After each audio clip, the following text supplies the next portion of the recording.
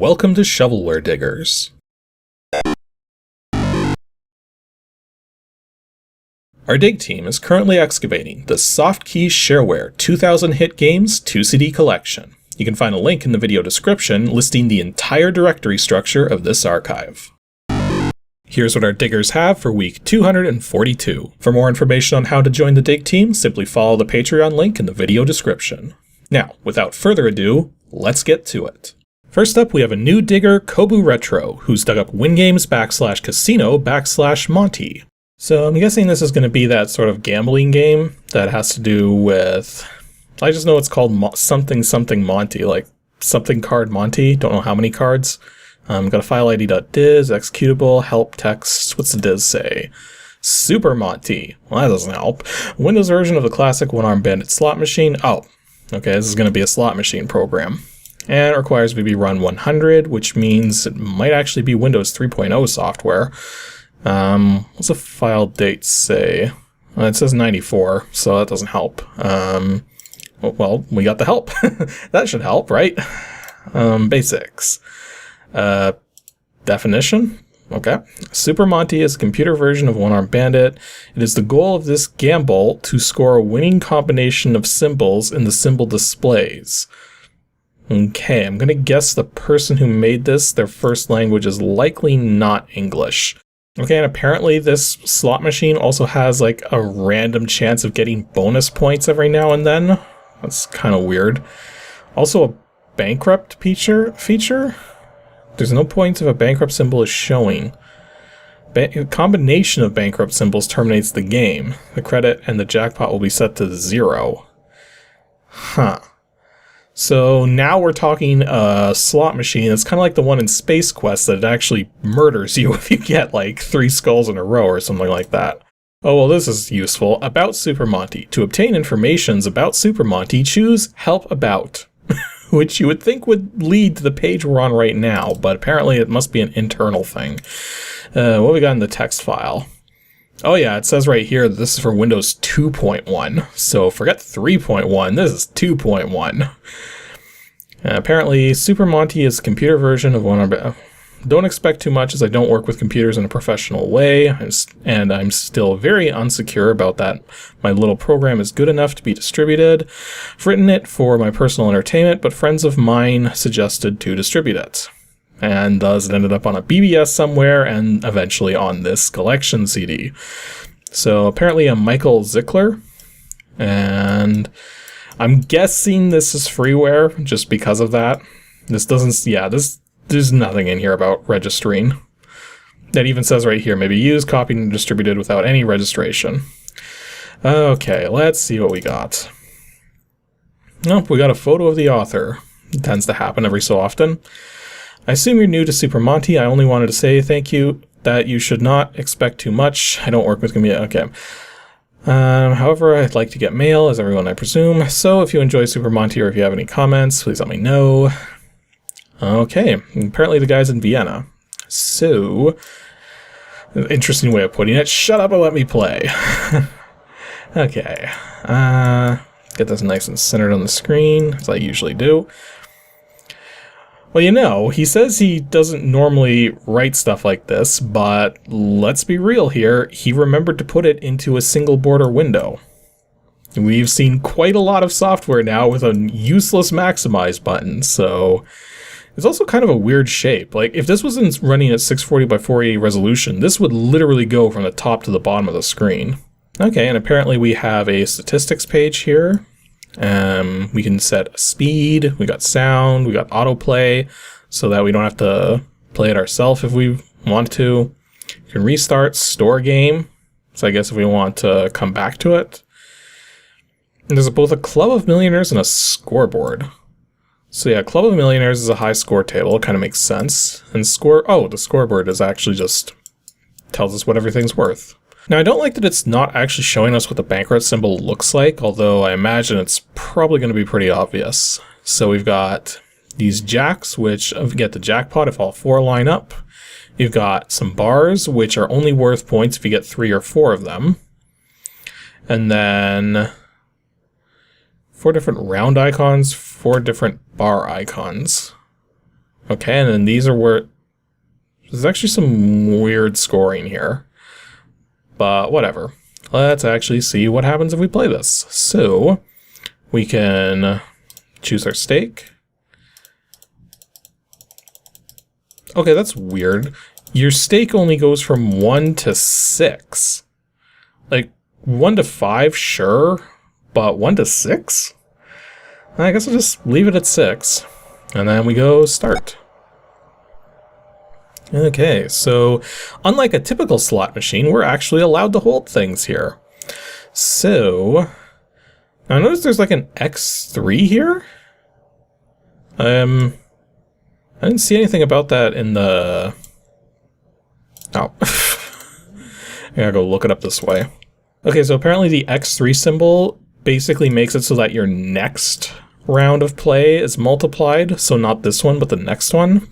So I guess maybe I should hold this. Okay, that's weird. So I didn't get anything, but apparently we've got X3 on our next spin, so... Okay, we got 2 of these super things, and it automatically held them, because I guess the game is smart about that. Though we didn't win anything. Okay, and it's saying here that we can gamble to either multiply or lose our winnings. Well, let's see what that does. So if we hit gamble, and well, we didn't lose it, but we didn't gain anything either, so whatever, we'll just do the next one. Okay, for some reason it's holding the flag here, but not the jacks?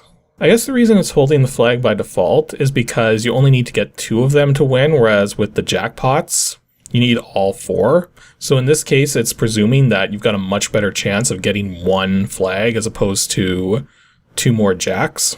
So I'm guessing that's why I did that. Although we've got an X3 for our next one. And immediately won something, but... Well, okay, that's weird. So in this case, because we immediately hit something, we don't get a chance to... I know we should be able to. Okay, that's just weird. This game has some very odd logic going on, because apparently I had won something, but then overrode that by trying to spin it again, and as a result lost the X3 on that. This is odd. Okay, I'm starting to see what's going on here. So, you see how there's this hold option here. Well, the thing is that we're at 1106 right now, and even though this is held, if I spin, it still costs credits to do it. So the way this works is, anytime you make a spin, you're allowed to do a hold. If you do a hold, you're not allowed to do any holds on your next spin. And regardless, every time you hit this button, it's taking credits away. So when you're making a hold, you're sort of like trying to give yourself an edge on your next play, which is still costing you money anyway. So you're not getting like multiple plays per credit. So that makes a bit more sense, although that was kind of confusing to try and figure out in the first place. So yeah, right now, if I don't hold anything and I hit the button here, then it still takes away credits, but still gives me the option to hold on this one. And for some reason it's saying I should hold all 3 of these? Why would I want to do that? I guess maybe because if we look at the scoreboard here, it says that, you know, getting 3, like, does it have to be 3 of the same symbol, or can it be 3 different symbols? I guess we're gonna find out. No, it has to be 3 different symbols. Why did it hold all 3 of them? Okay, so yeah, so this is where it gets complicated again, is because I have the hold options, but I also have the X3 going. So if I were to spin now, I would lose that X3. So, okay, we got a couple flags there. Got an X3 on that as well. I guess we could try to gamble it. And completely lost it. Although apparently that went into the jackpot. So now, actually now that I think about it, maybe that's why it wasn't selecting the jackpots by default the last time, because the jackpot was still kind of empty. Oh well, so keep spinning here. So yeah, it held these 3 instead of the flag, when really it should be holding the flag because none of those are the same. Okay, there we go. Got another 30 going on there. So scamble it and lost it. Oh well. Okay, so now we just got 2 X3s here, which from what I remember from the instructions, that actually stacks. So yeah, that was kind of lucky. Because we just got the X9 going there. And 432. So definitely not going to gamble that, so we'll just hit the button to claim it and keep moving on. Wait, I won something here? How? Oh, I just noticed it. Down at the bottom here, you actually do get winnings for having 4 different bar icons or 4 different round icons, i.e. the bars and the rounds. I get it now. This slot machine has some very odd rules. Let's gamble it.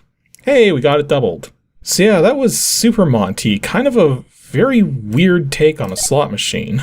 It's not that it's bad, but it's definitely unusual. Do I like it? Well, let's put it this way.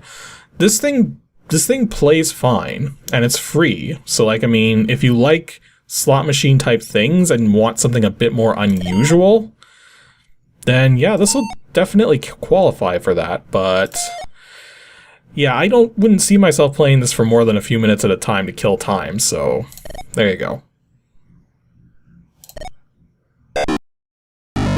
Next up, we have a team dig from Felicity and Troy Bowman. WINGAMES /unclassified /REDDOG. Not sure what to expect with this one. I'm gonna guess something Western related. Just a totally random guess, just based on the name. Executable in a text file. Okay, so about the game. REDDOG is the newest Atlantic City casino table. Okay. What is this doing in the unclassified folder? Like, I mean, I know the first game for today is in the casino folder, and I know the last game for the day is in the casino folder. This one isn't.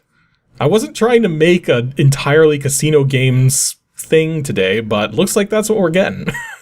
It's a variation of the old favorite called Acey Deucey. Dealer deals 2 cards and announces the spread. The spread is the number of cards that fall between the first 2 cards. Third card is then drawn. If it falls between the first 2, the players win. The player also has the option of raising his/her bet after the first 2 cards are dealt, as long as they are non-consecutive and are not a pair. First 2 cards are consecutive, the hand is a tie. Okay, so yeah, there's a lot going on here. Unlike the slot machine, though, this one was made by Durbin Hamler, something like that, and wants $10 for it. Yeah, unless this is made extremely well, I don't see anyone wanting to pay $10 for something like this, but we'll find out in a moment. So, REDDOG, which actually has red dogs for the backing of these cards. Okay. Well, you know what time it is. Does it maximize? Of course it doesn't. Also, what the heck? There's no, title in the title bar? That's kind of weird. Like, when you went to the trouble to put your version 1.0 thing in the corner here, why is there no title? Like, what does it say if I minimize it? Yeah, it's just a picture of a... Actually, what even is that?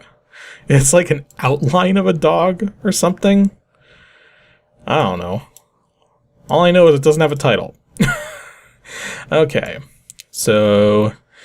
Got our registration details here, got our author details, and hey, we got a picture of the author again. It seems to be a common theme we're running into. A picture of the author which gets clipped off if we don't maximize. So I guess maximizing does have somewhat of a point to it. Not much of a point, but something of a point. Okay, so we got 100 in the bank. Let's bet 10. And apparently enter doesn't do it, so we gotta click deal. Spread is 1. Our probability, because we got queen and ace, probability is 7.69. Yeah, we're not raising. Yeah, that doesn't look like a win to me. So, deal. 4 and 3, probability 0. Tie. Yeah. 7 and 6, another tie. 6 and jack, probability 30%. Yeah, I'm not going to raise on that one. Although we did win. 1-1, so we get $10 back. So deal. So 5 and 3, low probability, so not going to raise. Yeah, I didn't expect that to win. Jack and King. I keep getting cards that are right next to, virtually right next to each other. You can't... Oh, you just got a queen anyways. So, yeah, that's 5-1 on there, so just 150. 4 and Jack. Okay, so now we're talking something that's a lot more likely. Spread is 6, probability is 46. Let's try a raise on that. And draw. And there we go, 120 on that. And then we got another tie, which apparently apparently we've got a negative 7% probability on a pair. Although why is there even a triple? That doesn't make a lot of sense. Oh, because there's a chance to, when you deal, to get for that to happen. Okay. So yeah, there really isn't a lot to this game. You're basically just looking at what's going on, and this little box here tells you what the result is, and then you get a probability of whether you're going to win on the next card drawn or not. Although, again, this doesn't make any sense.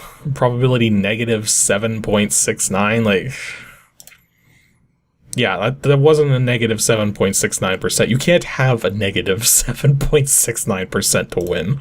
Oh, hey, there's the triple that was supposedly negative 7%. We just got 110 on that. So that was REDDOG, a very simple card game here. There's not really a lot going on here. You just click this button continuously and either win or lose. Yeah, literally this is how you play the game. You just click the draw and deal button repeatedly. There's nothing more to it. And our last dig for today from Matthew Belshin is WINGAMES/casino/POTOGOLD. Well, with a name like POTOGOLD, this could be literally anything, although chances are it's going to be some kind of slot machine. Although this time we actually have wave files, so that might be interesting. And we do have a help file here, so POTOGOLD slot machine simulation. Yep, it's another slot machine, although this time it's going to be obnoxious. Well, maybe not. We haven't heard the sound effects yet. Okay, so apparently this was made by a Nighthawk Software. So, slot simulation overview. Okay, it actually has a bit of a look to it. Slot simulation is a game with chance. Start with $50 in casino silver dollars. Your wagering money is placed in a bucket for your coin. I was about to say coin convenience, but no, it's just convenience. Click on the bucket to place $1 in the slot machine. You may play up to $5 at a time. POTOGOLD will provide hours of entertainment, especially if you have a Windows-compatible sound card installed. The digital sounds provide a realistic backdrop to the total simulation. This person's probably never been in Vegas. Okay, this is kind of interesting. I'm looking at the payout screen here, which I'm not in the program itself, but apparently you can pull this up in the program. But as we can see here, you win 2 per $1 played for just a single cherry, which, given the way these slot machines tend to work, this might end up being like a net positive as a result of that. Like, usually a single cherry matches the payout, not doubles it. So this should be interesting. I'm also seeing here that Gary Hawkins is the president of Nighthawk Software. Chances are he's also the person who made this, because a lot of these programs, despite having these names like Nighthawk Software and stuff, were usually made by just like 1 or 2 people tops. Like, I mean, I have a business name of Pixelmusement, and I'm just one person. But anyways, apparently he wanted $25 as a registration fee. No. Slot machine game. I don't care if you have wave of sound effects in your slot machine game. $25 is too much for a slot machine simulator. Period. Doesn't matter how good it is. But let's see how good it really is. Oh jeez, he's even got the credit card information here. It's like, come on, pony up the money. Oh boy. Welcome. Oh my... I'm almost positive I've heard that welcome sound from something else, too. I don't know what, but if anybody can figure that one out, let me know. We also got the about screen here. We see Gary Hawkins' name again, so yeah, I've got a funny feeling he's the one who made this.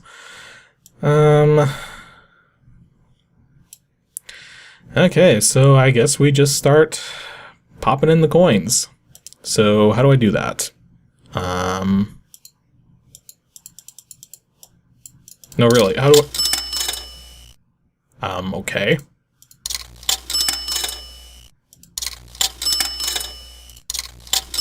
So apparently there's some animations going on, but they're playing way too fast. Maybe if I try slowing this down a bit.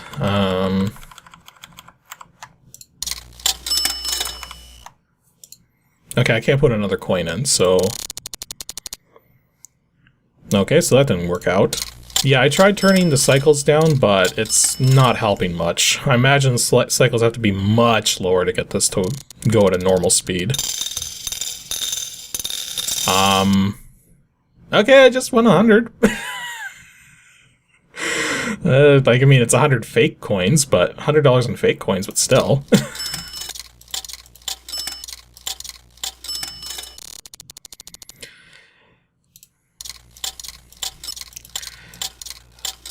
So yeah, this is working pretty much as I expected.